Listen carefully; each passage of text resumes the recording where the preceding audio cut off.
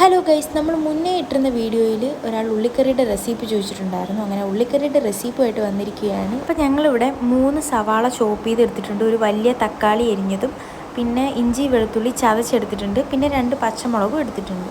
Cooker എടുത്ത് അതിൽ ആവശ്യത്തിന് വെളിച്ചെണ്ണ ഒഴിച്ച് അതിനാവശ്യത്തിന് കടുക് ഇടുക. അത് കഴിഞ്ഞിട്ട് ഉലുവ ഇടുക. എന്നിട്ട് നേരത്തെ ചതച്ച് വെച്ചിരുന്ന ഇഞ്ചിയും വെളുത്തുള്ളി അതിലിട്ട് നല്ലപോലെ മിക്സ് ചെയ്ത് കൊടുക്കുക.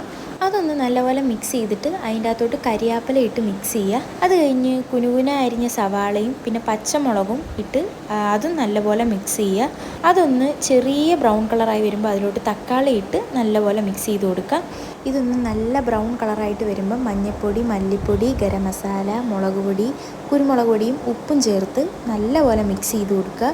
നമ്മളിട്ട പൊടിയെല്ലാം അതിൽ നല്ലപോലെ പിടിച്ചു വരുമ്പോൾ അതിൻ്റെ അകത്തോട്ട് ആവശ്യത്തിന് വെള്ളവും ഒഴിച്ച് മിക്സ് ചെയ്ത് ഒരു 4-5 വിസിൽ കേൾക്കാൻ വേണ്ടി അടച്ചു വെക്കുക.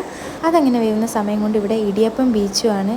നമ്മുടെ ഇവിടെ ഇടിയപ്പം എന്നാണ് പറയുക, നിങ്ങളുടെ അവിടെ എന്താ പറയുക കമൻറ്റ് ചെയ്യുക. ഇടിയപ്പം റെഡിയാവുന്ന സമയം കൊണ്ട് ഉള്ളിക്കറി റെഡി ആയിട്ടുണ്ട്. നിങ്ങൾക്ക് മല്ലിയില വേണമെങ്കിൽ ഇടാം. നമ്മളിവിടെ മല്ലിയില ഇട്ടില്ല, മല്ലിയില ഇല്ലായിരുന്നു.